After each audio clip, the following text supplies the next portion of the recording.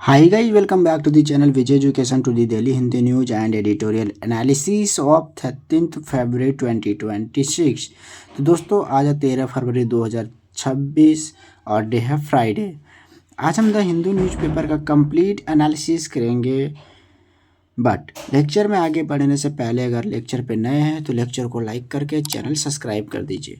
Now we discuss our first article. हमारा पहला article है रिटेलर इकोनॉमिक्स सेक्शन से है, इकोनॉमिक्स में हेल्प करेगा। Retailer inflation at 2.75% in new consumer price index with 2024 as the base year. बहुत ही इंपॉर्टेंट आर्टिकल है दोस्तों ये इकोनॉमिक्स के परस्पेक्टिव से, इकोनॉमिक्स के नज़रिए से। तो आर्टिकल कहता है जो हमारा सीपीआई है, सीपीआई जो जिसको हम बेस ईयर मान रहे हैं 2024 बेस ईयर के हिसाब से के तहत खुदरा महंगाई 2.7% तक न्यू कंज्यूमर के लिए इंक्रीज हुआ है। किस बेस ईयर को लेकर? बेस ईयर 2024 को लेके। इन न्यूज के अंडर में क्या है कि हमारा न्यूज का बैकग्राउंड है कि ये लेख सांख्यिकी और कार्यक्रम क्रियान्वयन मंत्रालय, अगेन इम्पॉर्टेंट गाइज, मिनिस्ट्री जहाँ भी देखता है मैं कंप्लीट कहता हूँ अपने हर एक वीडियो में जिस पे मिनिस्ट्री रहती है, खास करके मंत्रालय का अगर कोई नॉलेज है तो वो बहुत ही इंपॉर्टेंट हो जाता है ऑब्जेक्टिव के पॉइंट ऑफ व्यू से और वन डे एग्ज़ाम के पॉइंट ऑफ व्यू से बहुत ही इंपॉर्टेंट हो जाता है मिनिस्ट्री को लेकर, मंत्रालय कि कौन सा कार्य किस मंत्रालय के अंतर्गत आता है। तो ये जो है लेख सांख्यिकी और कार्यक्रम क्रियान्वयन मंत्रालय के अंतर्गत आता है, जो द्वारा जारी किया जाता है। नई उपभोक्ता मूल्य सूचकांक सीपीआई कंज्यूमर, ठीक है, श्रृंखला पर चर्चा करता है जिससे 2024 को आधार वर्ष बनाया गया। बेस ईयर किसको बनाया? 2024 को, 2024 बेस ईयर। ठीक है दोस्तों, तो जो पहले 2012 के आधार वर्ष की जगह लेता है। अब क्या है आर्टिकल, ये तो पढ़ने में कुछ समझ नहीं आया होगा, मैं समझाता हूँ। आर्टिकल आगे भी पता चलेगा कि ये कह क्या रहा है। हमारा न्यूज़, पहला न्यूज़ ये कह रहा है जो सीपीआई है खुदरा महंगाई को मापता है। सीपीआई क्या मापता है? खुदरा महंगाई को मापता है कि देश में खुदरा महंगाई कितना है, उसको मापने का काम कौन करता है? सीपीआई। और कौन सी मिनिस्ट्री के अंतर्गत? लेख सांख्यिकी और कार्यक्रम क्रियान्वयन मिनिस्ट्री के अंतर्गत। और ये जनवरी 2026 खुदरा महंगाई कितना हुआ? 2.75%। वस्तुएं 299 से 358 वस्तुएं थी इसमें। समूह 6 से 12 समूह। और खाद्य भार घटा 45.86% से 36.75% तक। आवास भार बढ़ गया, कितना हुआ? 17.67% तक। SCE 2023 और 24 पर आधारित ये है। और ग्रामीण बाजार में क्या हुआ? 1465 से लेकर शहरी बाजार में 1395 तक। 12 ऑनलाइन प्लेटफॉर्म इसमें शामिल है और अधिक विस्तृत और कम अस्थिर महंगाई संकेतक ये देता है। ठीक है दोस्तों, आई होप कि पहला आर्टिकल आपको समझ में आया होगा। अगर पहला आर्टिकल में कोई भी प्रॉब्लम आया हो, अगर नहीं समझ में आया हो तो हमें कमेंट सेक्शन में बताना, हम इस पर एक डिटेल वीडियो लेके आएंगे, क्योंकि ये इकोनॉमिक्स का पॉइंट ऑफ व्यू है। तो जब तक इकोनॉमिक्स में बेस कॉन्सेप्ट नहीं समझेंगे, इकोनॉमिक्स का फंडामेंटल इकोनॉमिक्स नहीं समझेंगे, तब तक ये न्यूज़ इकोनॉमिक्स वाला समझ में नहीं आएगा। तो न्यूज़ में जितना ही है उतना ही मैं लेके चलता हूँ न्यूज़ के पर्सपेक्टिव से। तो अगर इकोनॉमिक्स कंप्लीट करना चाहते हो वो अपने फंडामेंटल इकोनॉमिक्स कंप्लीट कीजिए एनसीईआरटी के साथ, देन अखबार को पढ़िए, न्यूज़पेपर को पढ़िए, तो इकोनॉमिक्स का आर्टिकल बहुत ही इजी वे में समझ में आएगा। ठीक है दोस्तों, now we discuss our second article. हमारा सेकेंड आर्टिकल है मिनिस्टर इंट्रोड्यूस बोधन एआई। क्या है? Bodhan AI at conclave. Minister introduce क्या? बोधन एआई का। ठीक है, ये बहुत इंपॉर्टेंट है। जैसे अभी एआई इम्पैक्ट समिट हो रहा है इंडिया में। ठीक है दोस्तों, एआई इम्पैक्ट समिट, बहुत बड़े बड़े देशों के राष्ट्राध्यक्ष आए हैं, बड़े बड़े कंपनियों के मालिक, सीईओ आए हैं, सॉफ्टवेयर कंपनियों के मालिक। तो एआई जो है दिखाने का इम्पैक्ट एआई समिट नाम से ही पता चल रहा है कि और इसका थीम क्या रखा गया था कि सर्वजन हिताय और सर्वजन सुखाय, इसका थीम रखा गया। एआई इम्पैक्ट समिट जो हो रहा है अभी 16 फरवरी से लेकर 20 फरवरी तक होगा। कहाँ पे होगा? नई दिल्ली में, भारत मंडपम में। ये भी हम आर्टिकल को कवर करेंगे। तो जैसे कि आप लोगों को पता है कि मेरा वीडियो आता है रिकॉर्डेड फॉर्म में, तो रिकॉर्डेड फॉर्म में तो हर एक जगह से उसको लाने में वो लेट लग जाता है, ठीक है। बट मैं कोशिश करूँगा कि डेट से एक दिन पहले वीडियो आए, जैसे आज का डेट है, उस आज के डेट का आर्टिकल कल हमको मिल जाए, ज़्यादा लेट ना हो, ठीक है। तो मैं इसको कवर करने की कोशिश कर रहा हूँ, आई होप कि मैं जल्दी कवर कर पाऊँगा। तो मंत्री ने एआई बोधन एआई प्रस्तुत किया। ये बोधन एआई जो है, इसका फीचर, इसका कार्य हम देखेंगे।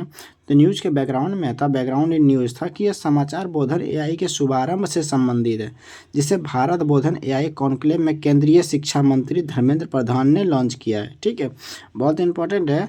फिर मंत्री का नाम आया तो शिक्षा मंत्री याद रखना धर्मेंद्र प्रधान। एक नंबर क्वेश्चन में पूछेगा, ऑब्जेक्टिव क्वेश्चन टाइप एग्जाम में, कि एआई कॉन्क्लेव केंद्रीय मंत्री किसने लॉन्च किया है? बोधन एआई को। तो बोधन एआई को लॉन्च धर्मेंद्र प्रधान ने लॉन्च किया, ठीक है दोस्तों। इसका उद्देश्य एक open source Bharat edu AI. उद्देश्य क्या, जैसे अभी open source AI, chat GPT, AI मतलब अभी जो आया है एआई दुनिया में, जिसको अभी खतरा बता रहा है, ये तो एआई संकेत है, एआई वरदान या अभिशाप, ऐसी बहुत सारी बातें चल रही है। तो उसी में भारत ने अपना एआई इंट्रोड्यूस किया, बोधन एआई। तो बोधन एआई के बारे में हम देखते हैं। तो ये कैसा उद्देश्य है इसका? ओपन सोर्स उद्देश्य है, जो भारत एजू एआई स्टैक बनाना है, जिसे शिक्षा के सभी स्तरों पर कृत्रिम बुद्धिमत्ता। तो धर्मेंद्र प्रधान ने लॉन्च किया। तो धर्मेंद्र प्रधान कौन सा मंत्री है? शिक्षा मंत्री। तो शिक्षा मंत्री हैं, तो ये क्या ही काम करेगा बोधन एआई? तो शिक्षा के फील्ड में ही काम करेगा। तो जिससे क्या होगा, शिक्षा की जो कृत्रिम बुद्धिमत्ता है, आर्टिफिशियल इंटेलिजेंस को एकत्रित किया जा सकेगा, एकीकृत किया जा सकेगा, ठीक है।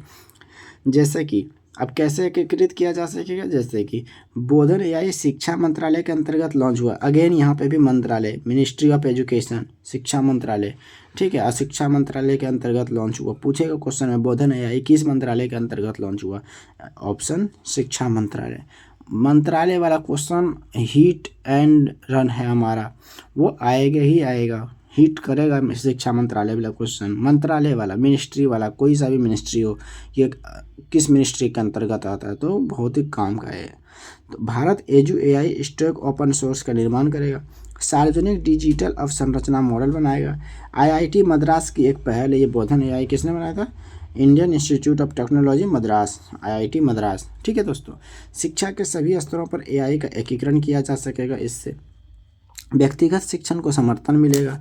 राष्ट्रीय शिक्षा नीति 2020 और डिजिटल इंडिया के अनुरूप कार्य करेगा। जो हमारा नेशनल एजुकेशन पॉलिसी है एनईपी 2020, उसके अंतर्गत ये काम करेगा और डिजिटल इंडिया के अनुरूप कार्य करेगा।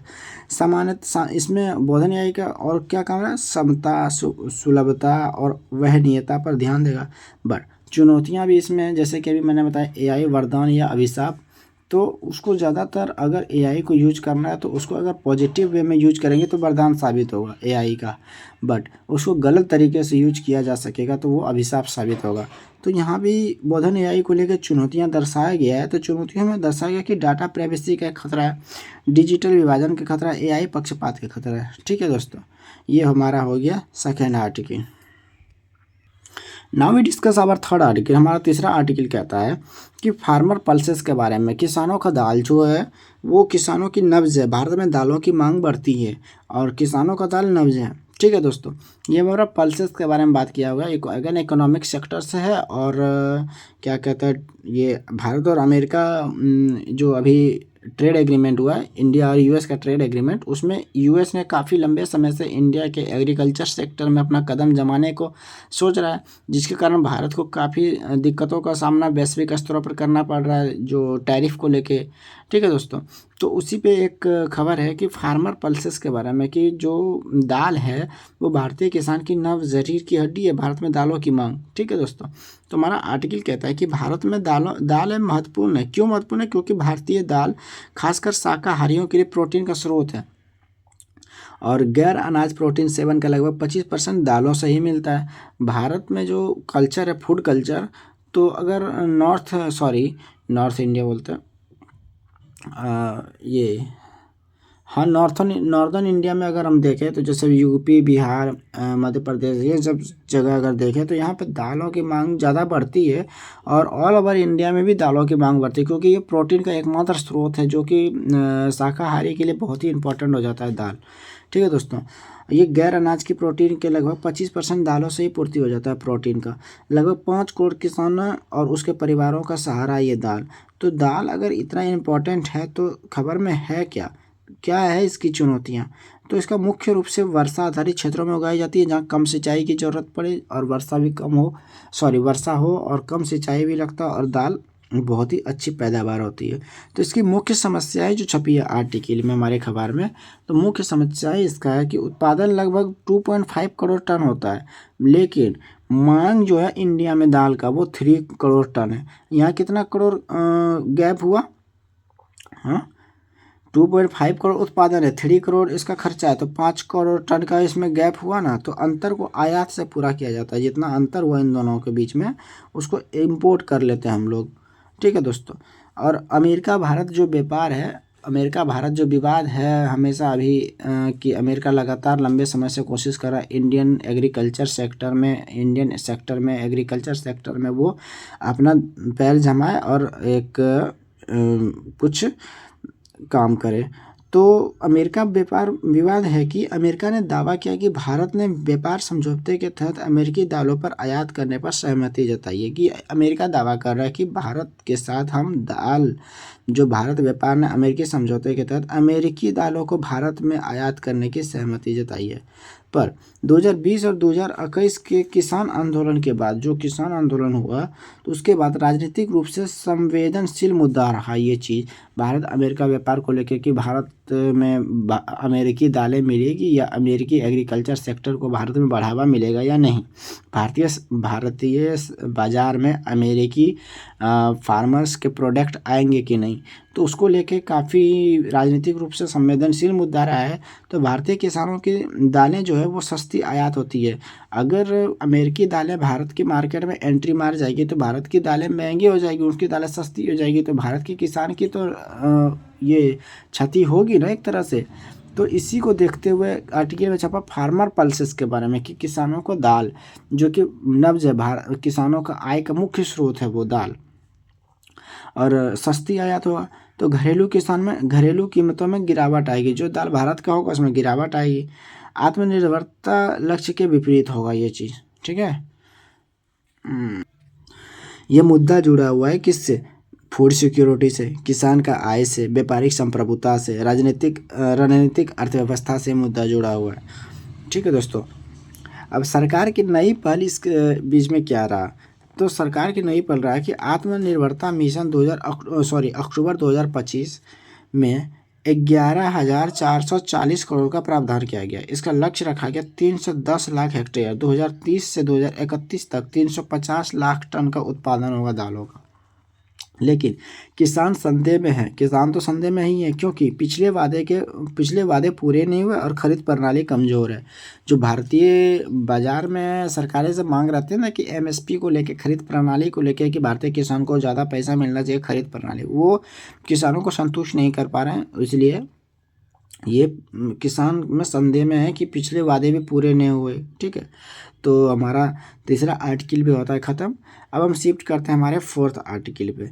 आई होप कि सारा कुछ धीरे धीरे समझ में आ रहा होगा। हम फोर्थ आर्टिकल शुरू करते हैं कि चौथा आर्टिकल हमारा डीएससी है, डिफेंस एक्विजिशन काउंसिल।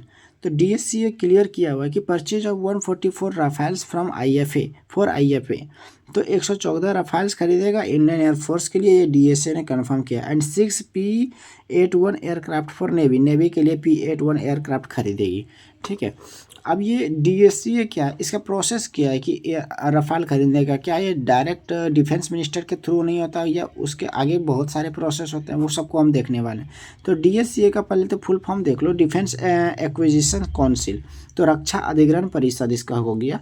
तो रक्षा अधिग्रहण परिषद जिसकी अध्यक्षता करता है राजनाथ सिंह, हमारे डिफेंस मिनिस्टर ने, राजनाथ सिंह ने RS 3.6 लाख करोड़ का रक्षा खरीद प्रस्तावों के लिए आवश्यकता की स्वीकृति दे दी है। AON, ये भी अभी देखेंगे कि AON ये होता है क्या, इसकी प्रदान की है क्या चीज़ करने के लिए कि 114 राफेल इंडियन एयरफोर्स के लिए और P-81 एयरक्राफ्ट और नेवी के लिए, कितना 6 नेवी के लिए और 114 राफेल इंडियन एयरफोर्स के लिए। अब ये DSCA जो है डिफेंस एक्विजिशन काउंसिल और ये AON ये भी इम्पोर्टेंट है, पूरे सिस्टम को लेके एक प्रॉपर सिस्टम की तरह ही कोई भी डिफेंस का सामान खरीदा जाता है, ठीक है। अभी इसको हम पूरा देखने वाले हैं।